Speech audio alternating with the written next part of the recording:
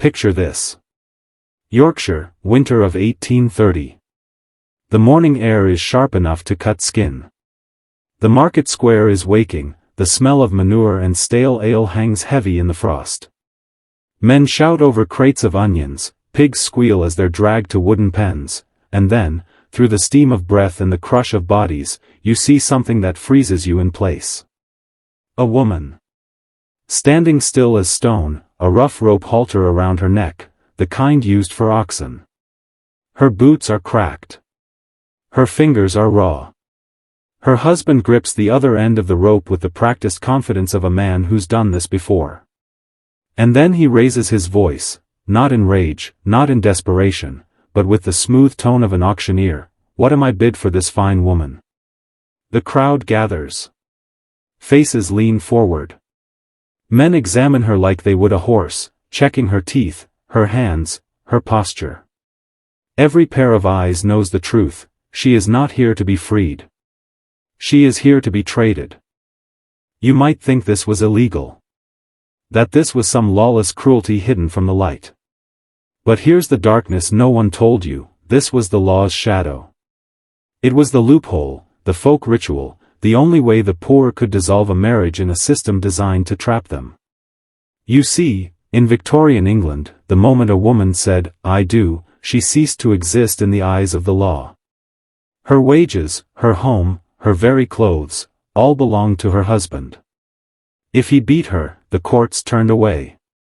If he drank away their rent money, it was his right. She was not a person. She was property.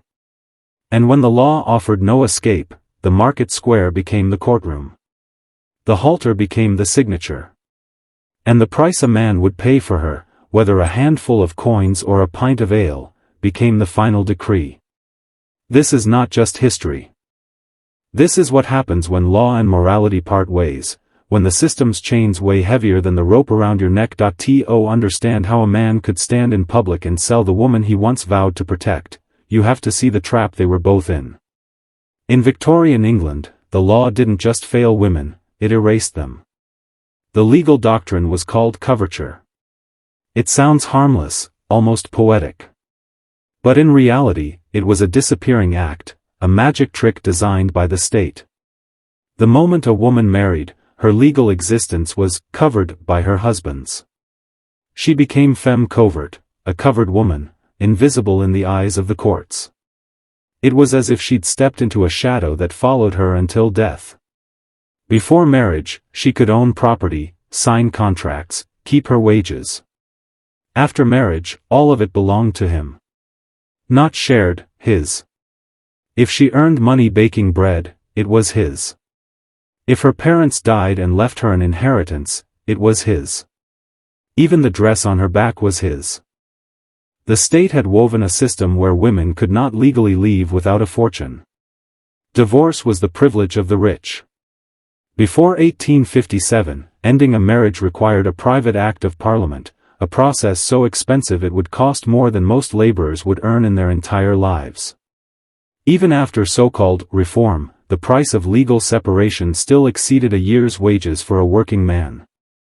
And here's the hidden cruelty: the law handed men absolute power over their wives, but also gave them an escape hatch the poor could never reach.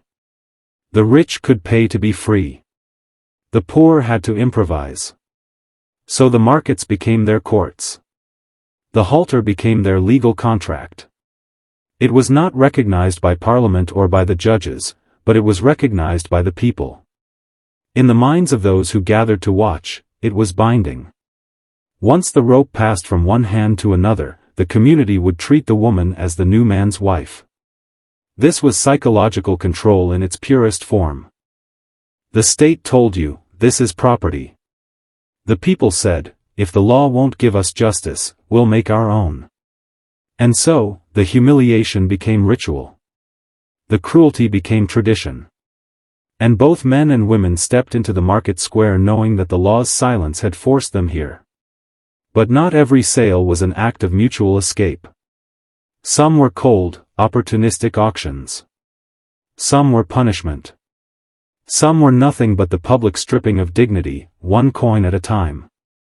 The market square was not a silent courtroom. It was a stage.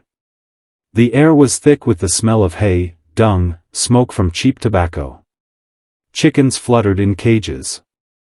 Hooves clattered against stone. The noise was constant, the bargaining, the shouts of traders, the bark of dogs straining against rope. But when a wife's sale began, the sound shifted. A ripple of murmurs moved through the crowd, pulling people from every corner of the square. They came for the spectacle. Farmers in mud-crusted boots, old women with baskets of turnips, children darting between the legs of grown men, all drawn to the halter around a woman's neck. To them, it was part scandal, part theater, part justice. The husband stood like a livestock dealer, one hand gripping the rope, the other gesturing toward his offering.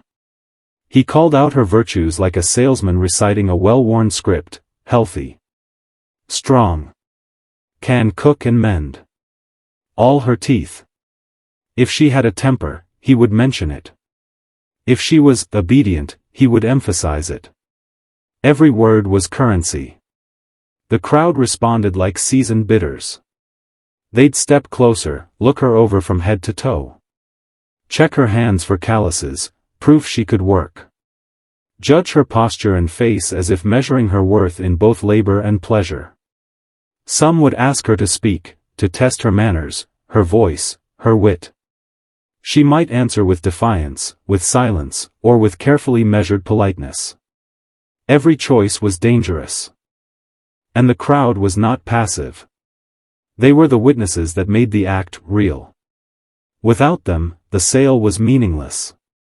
It was their nods, their murmured agreements, their laughter or their silence, that gave it the illusion of legality. They were complicit, not because they all believed it was right, but because it was tradition. A tradition that entertained, humiliated, and decided fates in the same breath.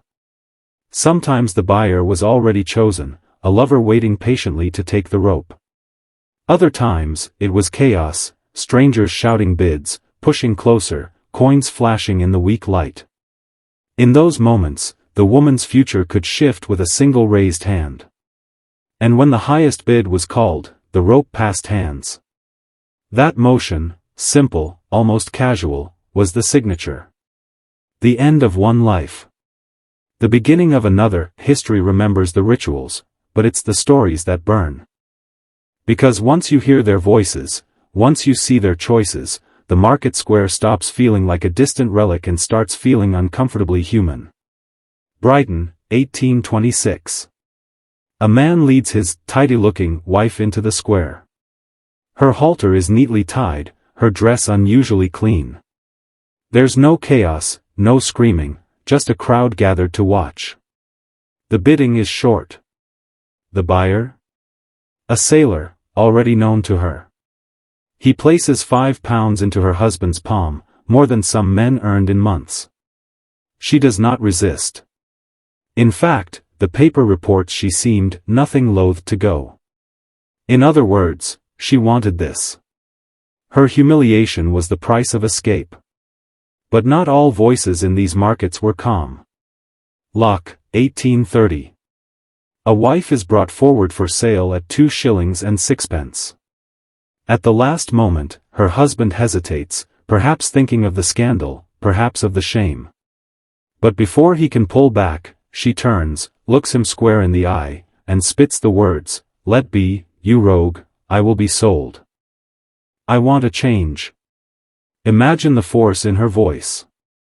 In a world that gave her no legal name, she spoke hers loud enough for the crowd to hear. Then there were the sales drenched in spite. Halifax, 1837. A blacksmith sells his wife for a shilling, then buys her back, then resells her to a married man for half a crown. When the wife hears of it, she storms in and beats him bloody in front of witnesses. The crowd laughs. The humiliation goes both ways, but the law will still protect him, not her. And some sales turn savage. Manchester, 1824. A woman is knocked down for 5 shillings. She doesn't like the purchaser, refuses to go. So they auction her again. 3 shillings and a quart of ale. That's all she's worth now. These moments reveal the truth. Wife selling wasn't one thing. It was a survival tactic, a public divorce, a cruel punishment, a drunken spectacle. For some women, it was the only way to leave a man alive. For others, it was a sentence passed without trial. And every time the rope changed hands, the system that created it stayed untouched. You might think the authorities would have shut this down. After all, wife selling had no real basis in law. It wasn't in the statutes, it wasn't sanctioned by Parliament. On paper, it was nothing but an elaborate farce, a public performance with no legal teeth. But here's the truth no one likes to admit: the law's silence was not an accident. It was convenient. Magistrates, parish officials, poor law commissioners, they all knew it happened. Some tried to stop it. In 1819, a magistrate in Ashbourne, Derby, attempted to break up a sale. The crowd pelted him with refuse and drove him from the square. Later, he admitted that he wasn't even sure he had the authority to intervene. His words were chilling: it rests upon a custom preserved by the people, and perhaps it would be dangerous to deprive them of it by law. Others did more than turn a blind eye, they encouraged it. Parish officials, desperate to avoid the cost of supporting separated families, sometimes forced men to sell their wives rather than place them in workhouses. In 1814, Henry Cook was ordered by the Effingham workhouse to sell his wife and child rather than let the parish maintain them. She was led to Cudden Market, sold for 1 shilling, and the parish even paid for the journey, and the wedding dinner with her new husband. The message was clear: the system would rather treat a woman like cattle than challenge the laws that made her powerless. This wasn't just corruption. It was a kind of moral outsourcing. By letting the community perform these mock divorces, the state avoided both the financial burden of the poor and the political burden of reform. And the crowd? They weren't just witnesses, they became enforcers. The shared belief in the ritual's legitimacy gave it power. A wife sold in the square rarely returned to her husband, not because the courts ordered it, but because the community accepted it as binding. It was an unofficial justice system, one built not on fairness, but on desperation. And that's what made it so dangerous. When the law abdicates its role, the people invent their own law, and those laws are written in humiliation, not mercy. The real horror wasn't that wife selling happened in the open. It's that it needed to happen, because the real courtroom was never open to them in the first place. The market square was not chosen by accident. It was the same space where pigs, sheep, and oxen were sold. Where the smell of manure clung to the cobblestones, and the cries of auctioneers bounced off the stone walls. When a wife was brought here, it wasn't just to transfer her from one man to another. It was to announce to the entire community: this is not a person anymore. This is merchandise. The halter, sometimes leather, sometimes rope, sometimes a chain, was more than a restraint. It was a contract, an unspoken declaration that the woman was livestock. In livestock markets, a halter signified ownership; to remove it was to transfer that ownership. When a husband handed over the halter to another man, it was a moment that made the crowd cheer, because they understood exactly what they were seeing. The bidding could be casual or theatrical. Sometimes only one buyer had been arranged beforehand, the new husband, and the sale was merely for show. Other times, genuine auctions took place. Onlookers would shout prices: 5 shillings, a guinea, a pint of gin. And when the deal was struck, money wasn't always the only currency. Women were sometimes traded for food, livestock, or even a promise of shelter. And then came the announcement. The seller would declare, loud enough for all to hear: I deliver this woman, my lawful wedded wife, to this man, free from all debts, quarrels, and molestations. The words were a mockery of both marriage and law. Yet the ritualistic phrasing gave it weight, like a priest's blessing, but in the language of commerce. To the men, this was finality. To the crowd, entertainment. But to the woman at the center, the meaning was something else entirely: Every step of this process had been designed to break her down, so that when the halter slipped from one hand to another, she was no longer a wife, or even a woman in the eyes of the town. She was an object that had changed owners. The market square didn't just host the sale. It validated it. By using the same stage where the community bought its meat, its wool, its beasts of burden, the ritual told everyone watching exactly where a woman stood in the hierarchy of value, and it was never higher than the livestock. In the records of 1815, there is the case of Mary Bateman of Oxfordshire. She was sold by her husband for a single shilling in the market square. The buyer was a man she had never met before that morning. Within a week, she was dead. The coroner's inquest never called it murder. They claimed it was ill health, but whispers in the village told a different story. The man had beaten her to death in a drunken rage. Her body was buried in an unmarked grave, and no one was ever punished. Then there was Jane Parker, sold in 1824 for the price of a gallon of beer. Her new owner was already notorious for cruelty to animals. Neighbors described seeing Jane with bruises up and down her arms, but she had nowhere to go. Legally, the sale was meaningless. The marriage to her first husband still stood, yet socially, the town accepted it. Even her own family refused to take her in, saying they didn't want trouble. Within 2 years, she vanished from all records. Some said she fled to London. Others said she was seen floating in the river. And perhaps the most chilling account comes from 1832, when Sarah Bradley was sold at the age of 16 to a man twice her age.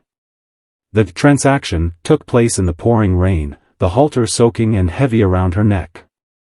The man led her away on foot, but when they reached the edge of the village, she refused to go further. Witnesses heard him say, "If you will not walk, you will not breathe." By nightfall, she was gone. No body was ever found, just her sodden shoes, lying in the mud by the roadside. These were not isolated tragedies. They were part of a pattern.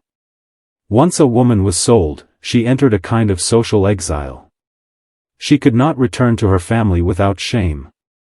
The church would not defend her. The law, officially, might declare the sale invalid, but in practice, it washed its hands of her fate. And so, many of these women disappeared into the margins of history, dead, destitute, or swallowed whole by the streets of industrial cities. The market square's laughter died quickly after the sale. The men who cheered went home to warm fires and full tables. But the woman walked into a future colder than the rain, with only 2 possessions, the clothes on her back, and the weight of a rope that never truly left her neck. By the early 1800s, the British press had learned something dangerous: wife-selling sold papers. Local broadsheets began printing lurid accounts of these sales, as if they were theater, complete with exaggerated descriptions of the women's appearances, the size of the crowd, and the exact amount of money or goods exchanged. One report from the Leeds Mercury in 1826 describes a sale as if it were a village fair. A stout, comely woman of about 30 years, dressed in a plain blue gown and red kerchief, was brought forward to the cheers of an eager audience. The halter around her neck was of fresh hemp, the knots well tied, and the bidding lively.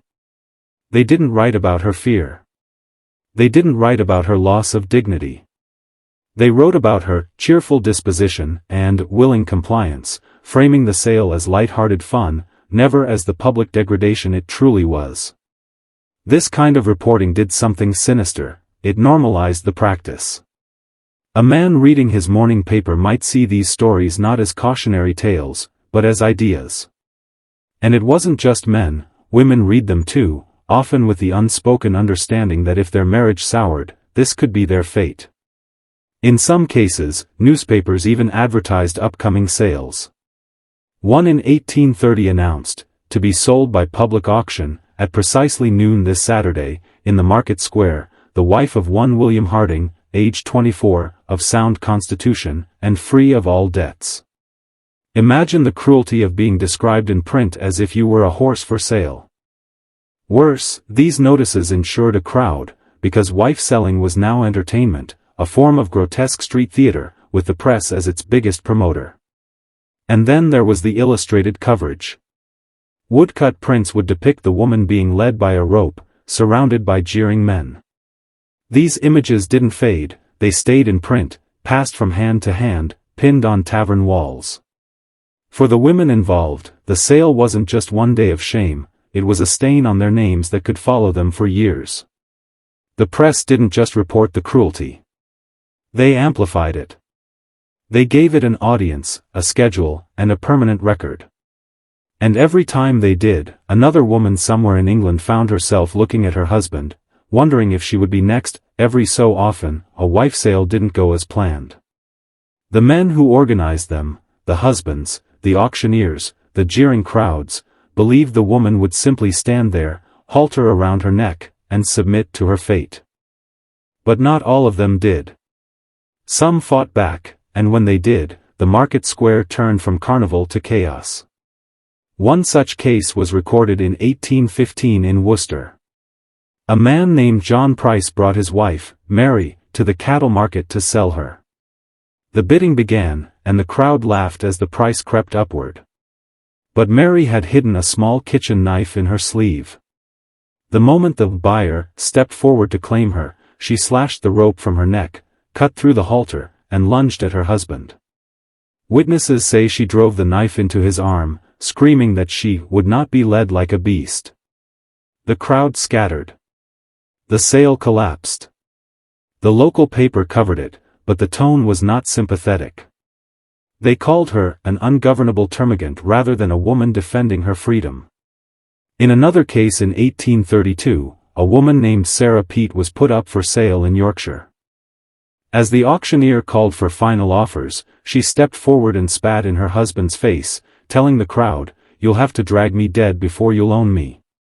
When the winning bidder tried to take her by the arm, she bit his hand so hard she broke the skin, then fled into the crowd.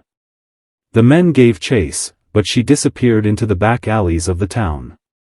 To this day, no record exists of where she went or what became of her, just the auctioneer's frustrated note in his ledger, "Item lost. Woman absconded." These moments were rare, but they carried a quiet power. They whispered to other women that submission wasn't the only path, that resistance, even if it came at a cost, was possible. But rebellion was dangerous. Women who fought back risked not only public ridicule, but arrest. Many were dragged to the magistrate and charged with disturbing the peace or assault. In the eyes of the law, the sale wasn't the crime, the resistance was. And so, while most stood in silence as the crowd decided their value, a few chose defiance. Their names were rarely remembered. But their sudden, violent refusals left a mark, a reminder that even in the cruelest theater, there were those who would rather set fire to the stage than play their assigned role. By the late 19th century, England liked to believe it had grown too civilized for wife-selling. The newspapers called it a relic of barbarism and claimed it was all but extinct. But this was only partly true. In the industrial towns, the public market stopped hosting the events, but in the rural villages, far from the eyes of polite society, they went on, quieter, but no less cruel. The halters were sometimes replaced with simple ropes, or even handkerchiefs tied around the arm.